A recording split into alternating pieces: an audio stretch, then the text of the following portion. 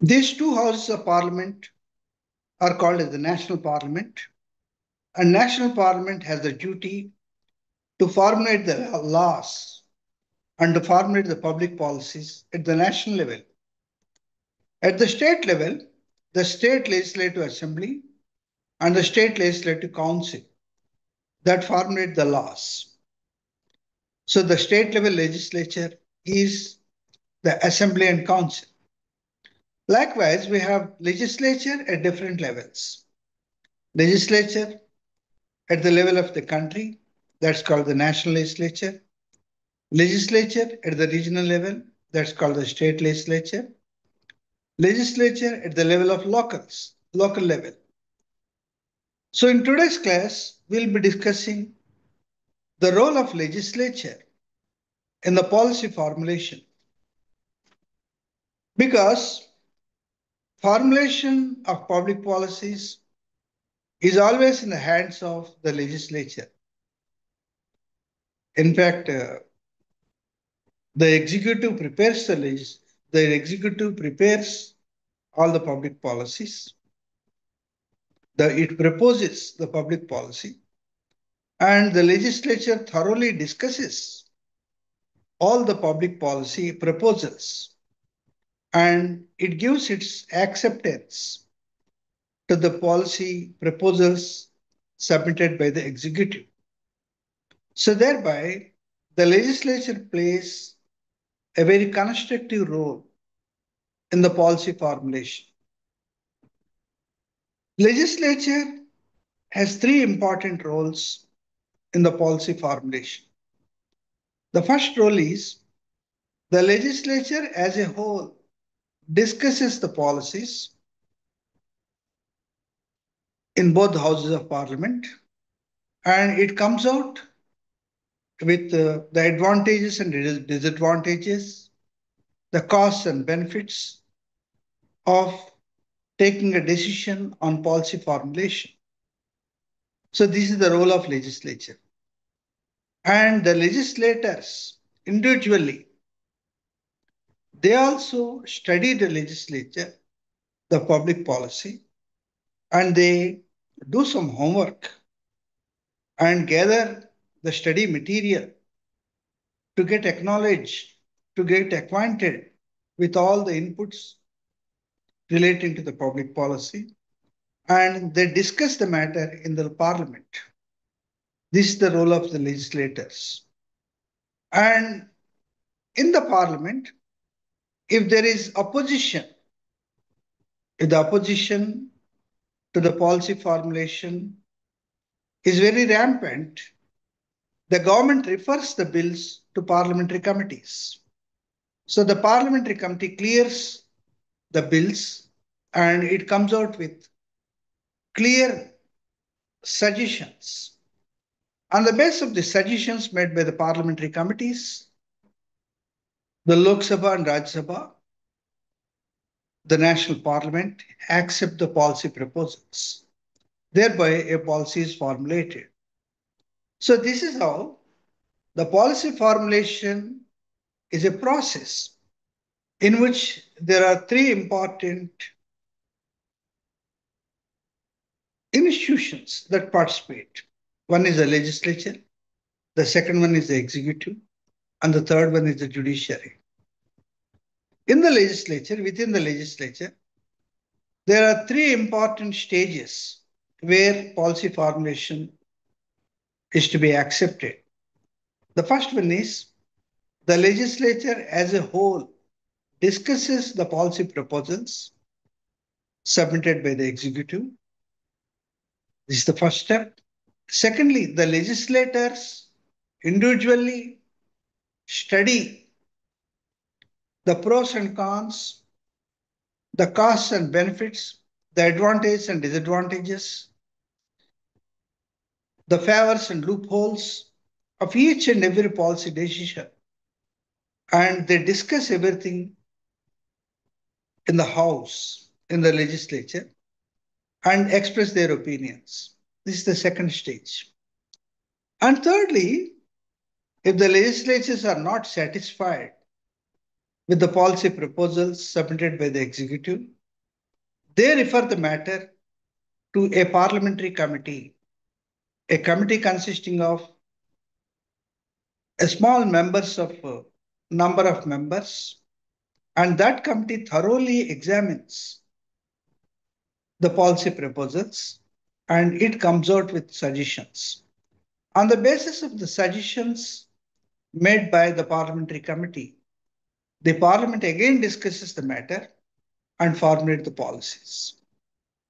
So this is how the legislature takes an active part in the formulation of public policies. As we have already discussed, there are three important political institutions in any country that formulate the public policies: the legislature, the executive, and judiciary. The legislature is directly elected by people. People directly elect the members of the legislature. All the parliament members are elected by people.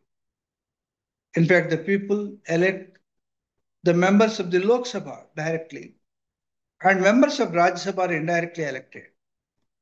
That means the members of the parliament are either directly or indirectly elected by the people. So they represent the will of the people. And they also have the choice of either accepting or rejecting any policy proposal. Now, what is the role of legislature in the policy formulation? In fact, the policy formulation is always done by the executive.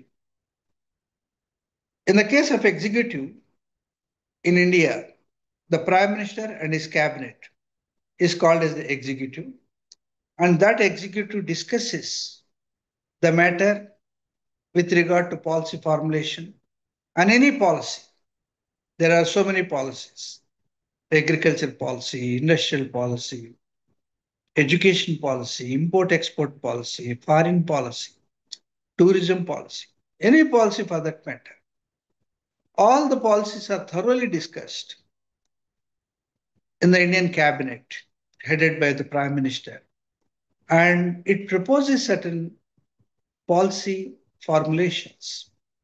And these policy formulations are again submitted in the Parliament by the concerned minister, and the legislature discusses all the matters. So the discussion of the proposal submitted by the executive is done in Parliament. This discussion is a long drawn discussion that discusses the policy objectives, the policy benefits, the costs of the policy, the rules and regulations of the policy, the budget allocations to the policy, the infrastructure and organization planning of implementing the policy, and various other things are discussed thoroughly in the Parliament. And then the Parliament expresses its opinion, either positive opinion or negative opinion. If the Parliament has no unanimity of opinion on any public policy that it has discussed, it is left to the opinion of a small group of parliamentarians called as parliamentary committee. That parliamentary committee discusses again the matter, and that parliamentary committee comes out with a report. On the basis of the report of the parliamentary committee, the policy proposals are again submitted in the parliament, and the parliament have a second reading of the whole public policy.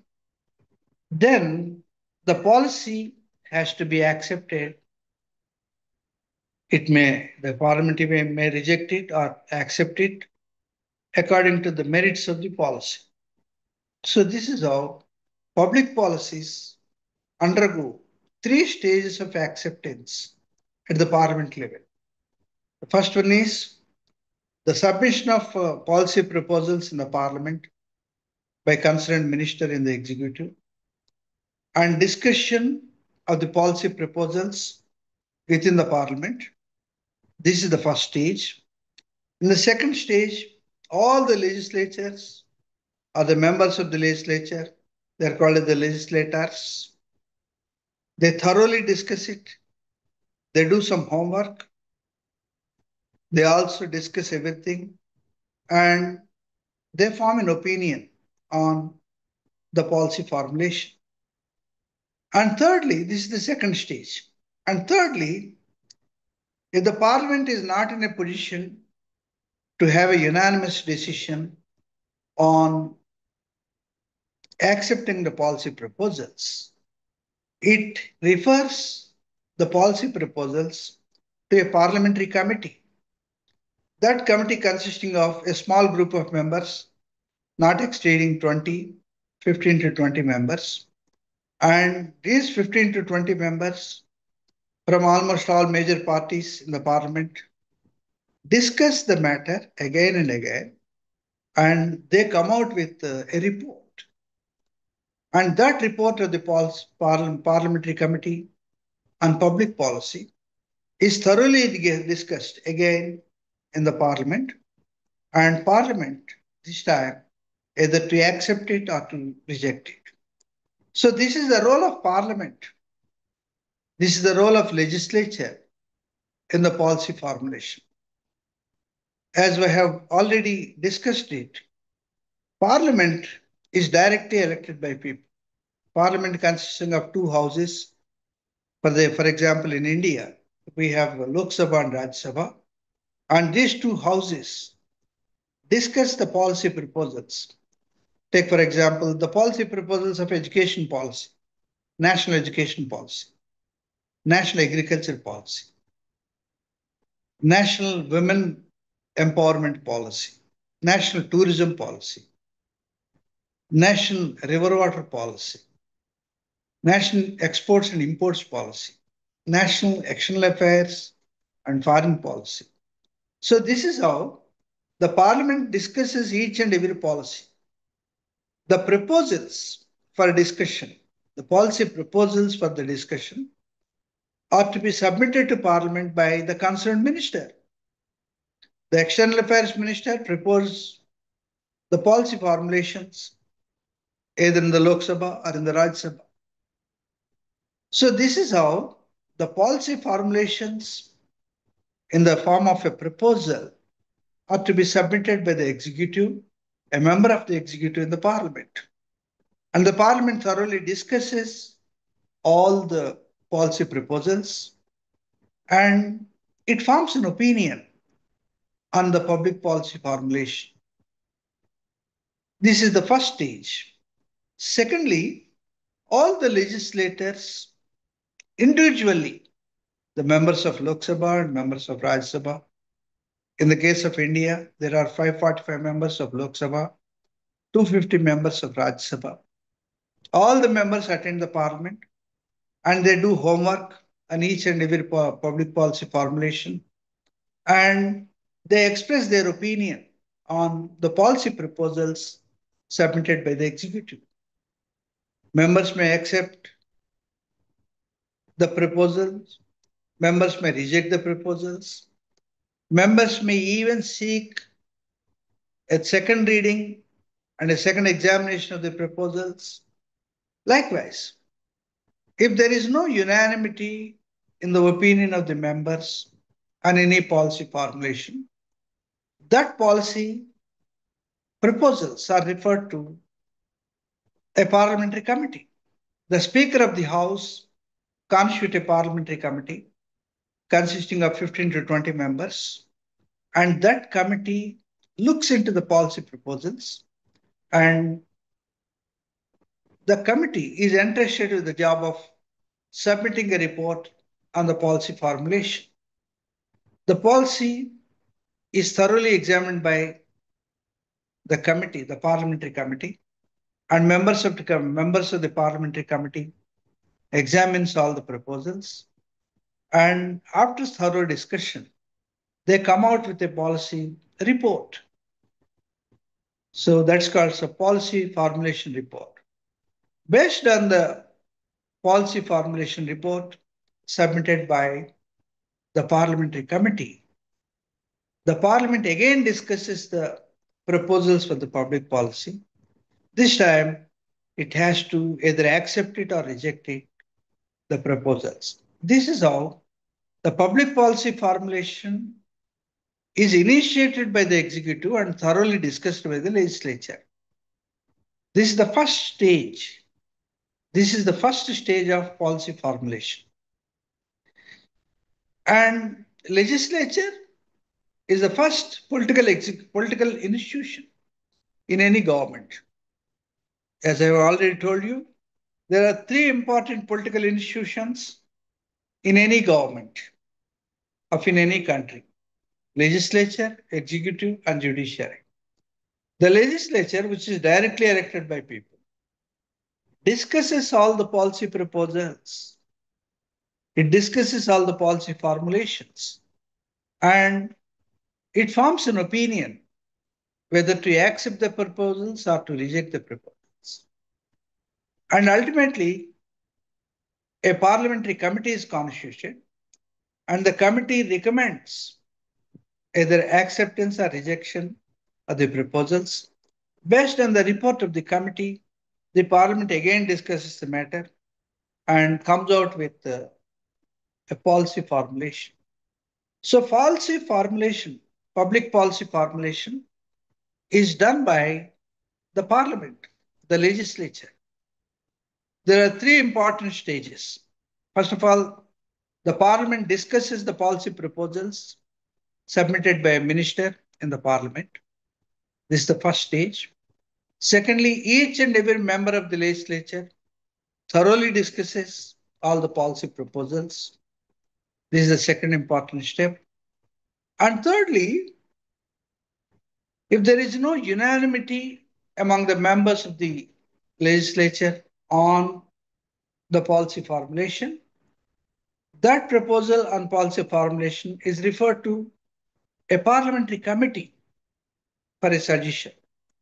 The parliamentary committee is consisting of a small number of parliament members, thoroughly again discusses the policy proposals and comes out with a report.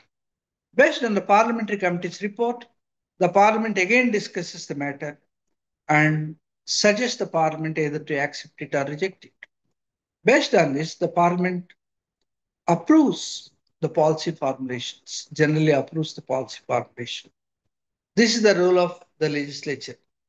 Now let us see what is the role of the executive in the policy formulation. As I have already told you, that there are three important institutions that make policy formulation: legislature, executive, and judiciary. Legislature approves the policy proposals. The executive implements the policy proposals, and the judiciary interpret the policy formulation and it protects the rights of the people. So the legislature accepts the policy proposal submitted by the executive and it gives its nod, it gives its acceptance for the policy proposals. Thereby, it paves the way for the formulation of a national policy. All the national policies, for that matter, in India, for example, the national education policy, national agriculture policy, national policy on women empowerment, national policy on disabled welfare, national policy on imports and exports, national foreign policy. All these policies are thoroughly discussed in the parliament. So this is the first stage of the policy formulation. Secondly, the role of executive. The final decision of the policy is to be submitted to the parliament. What is the role of the judiciary, the executive? There are three important duties for the executive in the policy formulation. First of all, the executive discusses the policy proposals in the cabinet. The cabinet, consisting of prime minister and council of ministers, is known as the policy executive. The executive discusses the policy proposals and then it's submitted to the parliament. This is the first. Secondly, once the policy is accepted by parliament, it is the duty of the executive to implement the policies. The power of execution of the policy always lies with the executive. So, implementation of the policy approved by the legislature is on the shoulders of the executive. And thirdly, continuous coordination and cooperation of the activities of several departments. So, if a policy is to be accepted and implemented, several departments have to unitedly and coordinatedly contribute for the success of the policy, and all the departments are to cooperate with each other. So the minister concerned, he coordinates all the departments and makes cooperation sure among the departments for the successful implementation of the policy. So this is how the executive plays a very key role in the acceptance and implementation of the policy. Who are the executive? What do you mean by executive? The executive consisting of two important elements. One is the political executive, the other one is administrative executive. The political executive is called as the cabinet. The prime minister and his cabinet is called as the political executive. And the administrative executive is known as bureaucracy. Bureaucracy, in fact, the term bureaucracy is derived from a French word bureau. Bureau means office. People who work in the office for the implementation of certain public policies are called as bureaucracy. So, bureaucracy consisting of all the All India service employees, Group 1 service employees, Group 2 service employees, lower level employees, secretarial employees, subordinate employees, and all the employees. So, they are called as the bureaucracy. So, these two are the two important elements in the implementation of any policy, any public policy. The first one is the cabinet, the role of the cabinet. The second one is the role of the bureaucracy. What is the role of the cabinet in the implementation of public policy? The role of the cabinet is such that it discusses the policy proposals. Suppose if the government wants to formulate a policy, it has to roughly identify the problem on which a policy is required and what are the proposals of a policy, what are the rules and regulations to be implemented in the policy as part of the policy. These are to be decided by the executive. The Union Cabinet, under the chairmanship of the Prime Minister, discusses the policy proposals and they formulate the policy proposals and submit it to the Parliament. This is the first stage. Secondly, once the Parliament accepts all the policy proposals, it is the duty of the executive to implement the policy. Here, the policy is executed or implemented by the bureaucracy. Bureaucracy is nothing but the group of employees who are recruited on permanent basis till they attain the age of retirement in a public service for the implementation of the policies.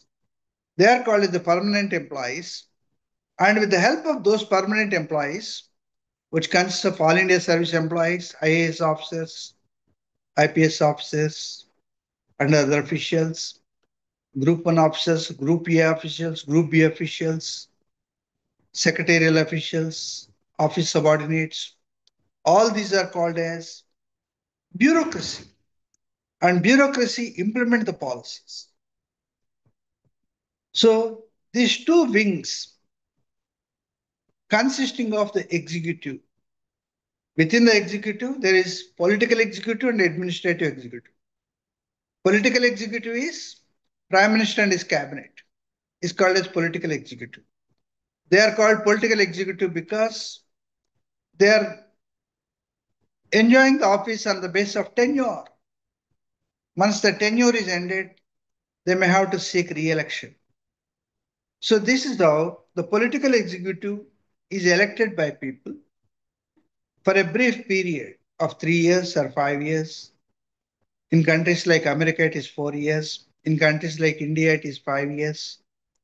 So they are called as the executive, elected executive. They are also known as the political executive. And there is also a permanent executive, which is known as bureaucracy, that implements the policies. So the role of executive in the implementation of policies is three types. In the first type, the role of executive is to formulate the proposals. The concerned minister writes down all the proposals for discussion in the parliament. He submits the proposals, policy proposals in the form of a bill in parliament, either in the Lok Sabha or in the Rajya Sabha. So this is the first stage. Secondly, once the proposals are accepted, the parliament accept all the proposals, then it is the duty of the executive to implement all the policies. It is the duty of the executive to implement all the policy formulations. And thirdly, it is the duty of the executive to coordinate and cooperate between different departments in the public service for the effective implementation of public policies. So these are the three duties that are assigned to the executive. As I have, in fact, I have already told you in the beginning, in every government, there are three important institutions: the legislature, executive, and judiciary. The legislature formulates the policies and accepts the policies, and it is the duty of the legislature to accept all the policy proposals. And it is the duty of the executive to implement the policy proposals. And it is also the duty of the parliament, it is the duty of the executive to cooperate and coordinate all the departments of the government for the effective implementation of the public policies. So here we have to say, we have to understand three important functions for the executive. The first function is the executive has to propose the policy formulation. The proposals for the policy formulation emanate from the executive. It is the executive that puts forth all the policy proposals first before the legislature. So preparation of policy proposals for discussion in the legislature is the job of the executive. In Indian case, the minister concerned is the executive member and the cabinet headed by the prime minister that prepares the proposals for the policy formulation. And likewise, secondly, once the proposals are accepted, when the parliament accepts the bill for the policy formulation, when the bill has become a law or a full-fledged policy, it is the duty of the executive. It is the duty of the executive to implement all the policy proposals. This is the second important duty of executive. The important duty of the executive is to implement, to administer to implement all the proposals, policy proposals that are formulated in the parliament by the legislature. So it is the duty of the executive to implement all the public policies. This is the second important function. And thirdly, in course of administration, in course of implementation of the public policies, it is the duty of the executive to coordinate and cooperate different departments of the government for the successful implementation of the policy. This is the third important duty of the executive. So, friends, we have identified three important duties for the executive. The first one is to the executive has to propose, it has to come out with policy proposals and it put forth the proposals before the legislature for its approval. This is the first function. Secondly, once the policy proposals are accepted by the legislature, then it is the duty of the executive to implement all the policy proposals. It is the duty of the executive to implement the policy proposals. Here, executive means there are two types of executive. The first one is the political executive, and the second one is the administrative executive. The political executive consisting of the prime minister and his cabinet, who are elected by the people for a tenural job. Once the tenure is expired, the political executive has to seek the re-election. So that's why they are called as the political executive. They stay in power for a brief period of 5 years or 4 years, subject to the continuation of their office through election. They can continue in the office for 2 terms or 3 terms or any number of terms.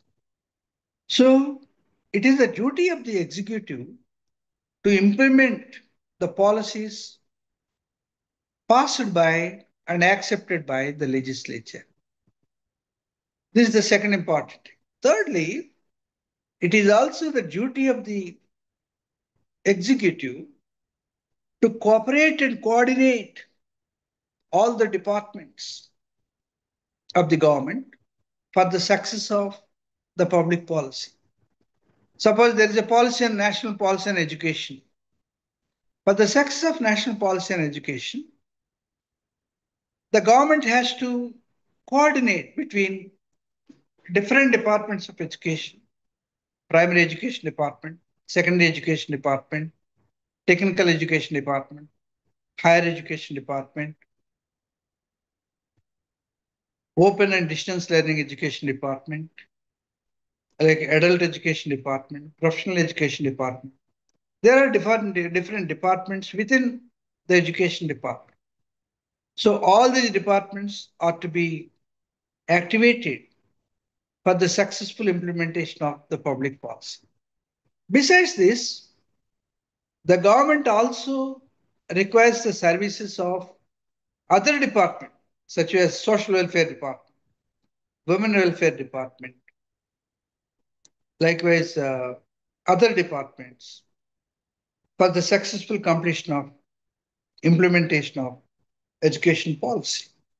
So it is the duty of the executive to identify the services of different departments that are required for the successful implementation of a public policy. So that's how the government, particularly the executive and bureaucracy. The executive means the political executive, bureaucracy means the permanent employees in the system, in the administration. They coordinate with each other and cooperate with each other. All the employees of different departments coordinate with each other and cooperate with each other for the success of the implementation of the public policy. So, friends, the role of executive in the public policy formulation is basically three types of roles. The functions of executive are three types. The first one is it is the duty of the executive to formulate the policy proposals and submit the proposals for approval before the legislature. This is the first duty. Secondly, once the policy proposals are accepted by the legislature, then the executive takes the responsibility to implement the policies successfully. That is the second duty.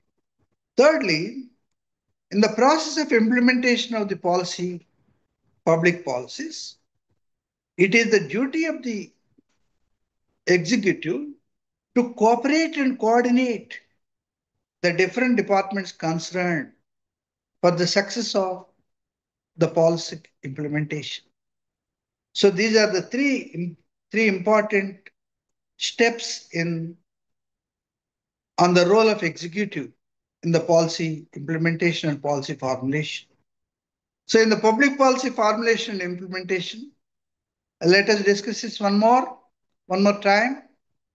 The role of executive has three important points. The first one is the executive consisting of two types. One is the political executive and administrative executive.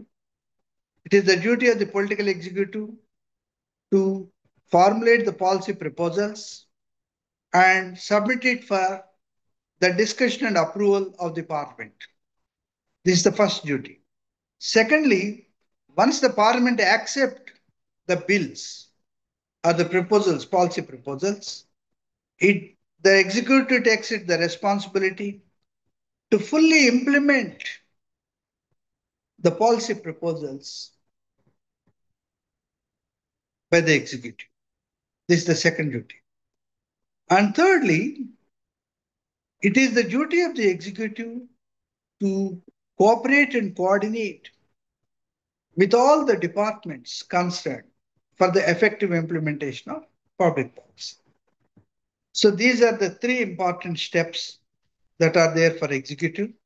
Now let us discuss the role of judiciary in the policy making process and policy implementation process. As I have already discussed in the beginning, there are three important political institutions in any government. One is legislature, the second one is executive, and the third one is judiciary. The legislature makes the laws, the executive implement the laws, and the judiciary interpret the laws, and the judiciary discusses the laws and it resolves all the legal disputes and it protects the rights of the people. Protecting the rights of the people in question of the implementation of the policies or formulation of policies is the duty of the judiciary. For example, in India, the judiciary is a monolithic judiciary headed by the Supreme Court of India at the national level. At the state level, every state has a high court. And beneath that, at the district level, we have district courts, taluka courts, municipal courts, city civil courts, magisterial courts, and various other courts. So the infrastructure of judiciary runs from top to bottom in a monolithic manner. So the decisions, the judicial pronouncements, judicial judgments given by Supreme Court are taken as reference points by all the lower courts. That's why Supreme Court is called as a court of records. All the decisions, judicial pronouncements, and judgments of the Supreme Court are taken as example by all the lower courts. So judiciary has three important duties in the policy formulation. The first one is judiciary examines the policies in the light of fundamental rights. If any public policy formulation violates the fundamental rights enshrined in Part 3 of the Constitution. So, judiciary is the protector of civil rights and fundamental rights. So, all the policies of the government should be in consonance with the provisions of the fundamental rights. If any policy proposal or policy formulation is against to the letter and spirit of the fundamental rights, the judiciary can declare it as unconstitutional. So the judiciary examines the policy formulations in the light of the fundamental rights chapter and fundamental rights enshrined in part 3 of the Constitution from Article 12 to Article 35. This is the first duty. Secondly, in course of implementation of any public policy, if any public policy is implemented, during the course of the policy execution or policy implementation, if any citizen feels that his rights are violated because of the implementation of a public policy, the judiciary examines it and it can rectify, it can redress all the human rights violations vis-a-vis the implementation of the public policies. This is the second important duty of the judiciary. And thirdly, the judiciary interprets the judicial terminology in the light of the growing socio-economic changes. No society is static. Every society is dynamic. The social values are changing, social situation is changing, economic situation is changing, people's social conditions and economic conditions are changing. That's why every society is a dynamic society. So, in the light of changing social values, social patterns, livelihood patterns, society is undergoing a lot of change. So, in the light of the social change, the court interpret different terms of the judiciary to suit to the changing situations. It is the duty of the judiciary to interpret the judicial pronouncements, the previous judicial judgments, and terminology of the laws to suit the changing social economic conditions of the society. This is the duty of the judiciary. Friends, the judiciary has three important duties.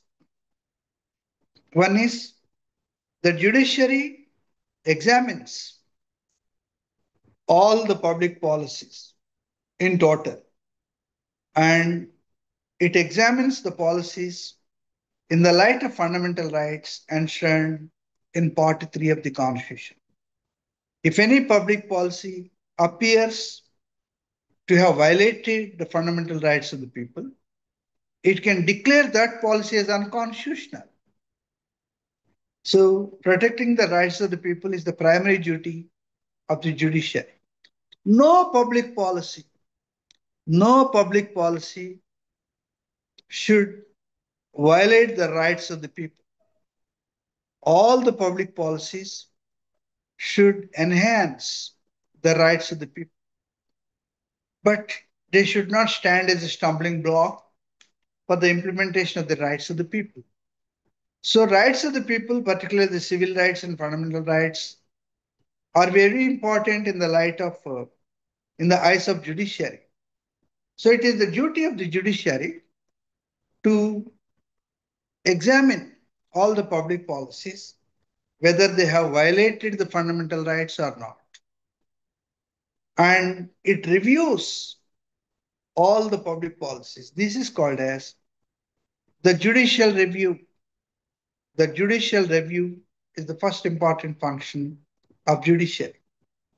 Secondly, if any public policy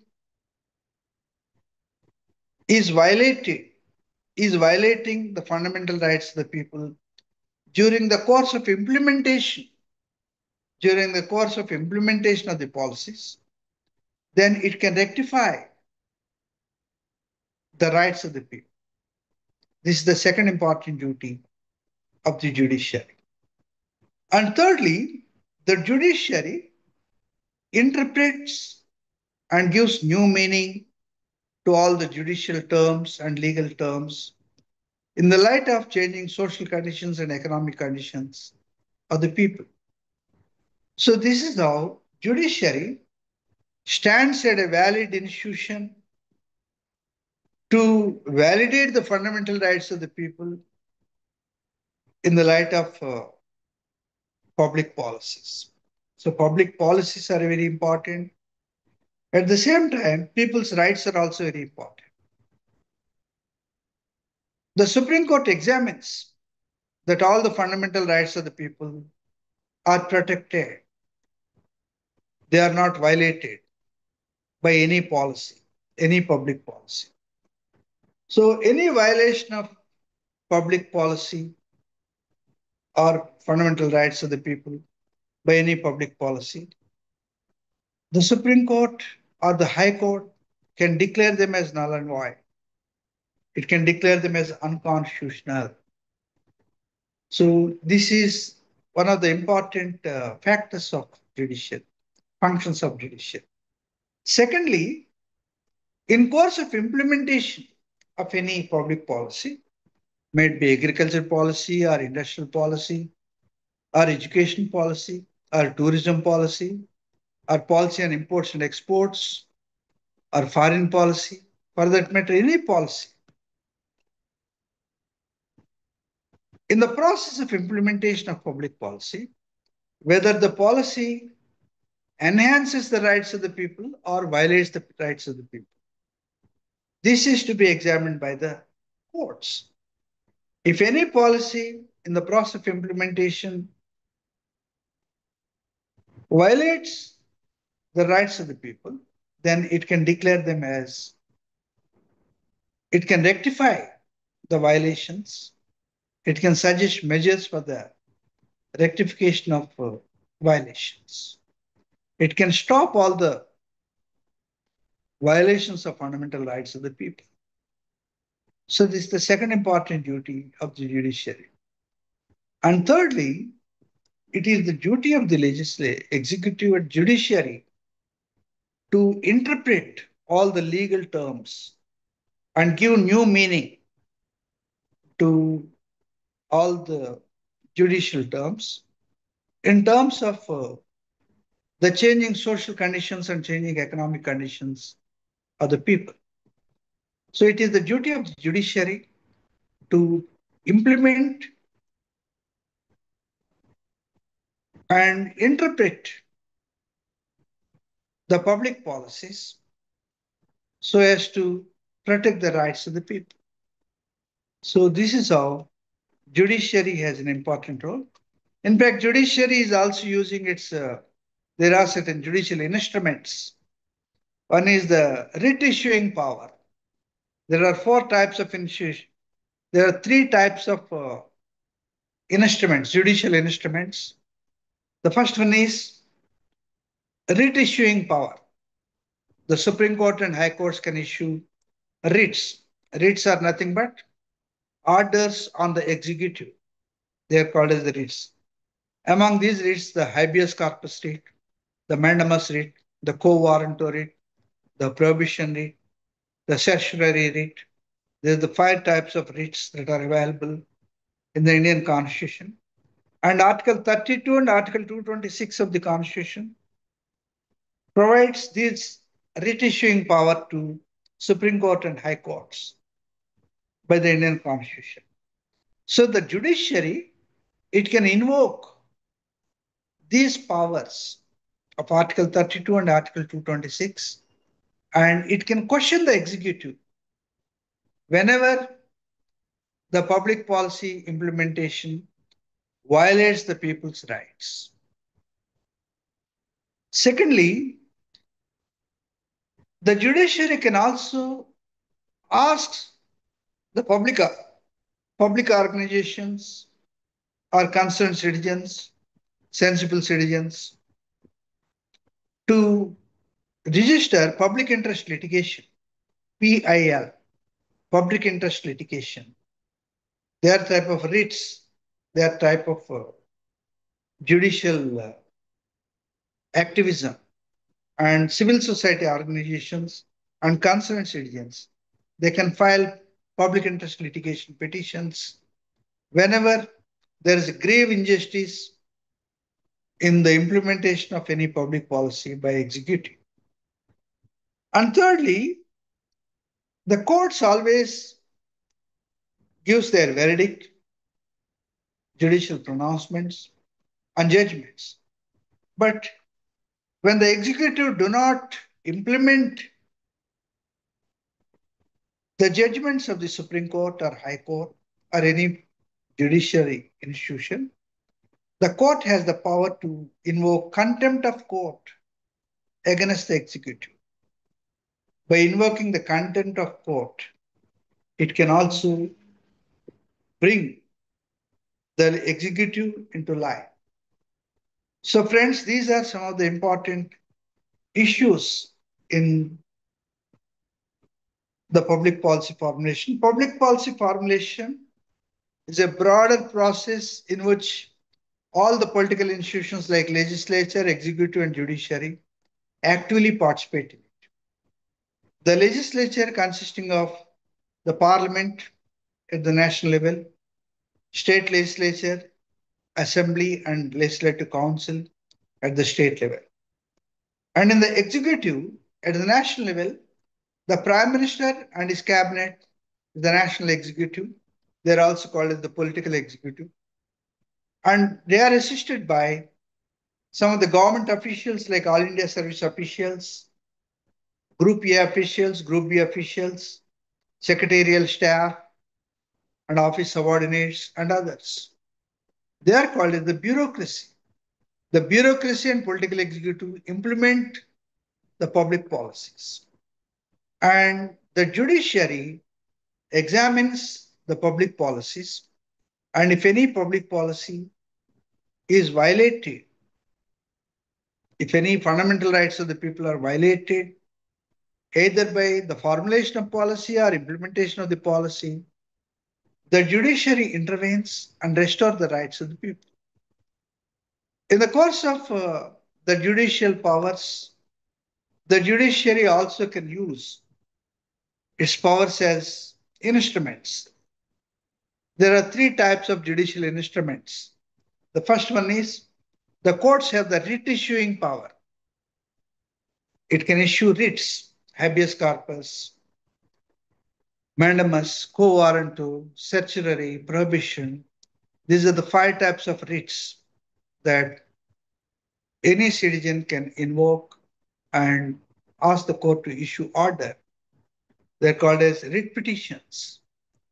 And secondly, the people can also file public interest litigations on behalf of certain people who cannot defend themselves.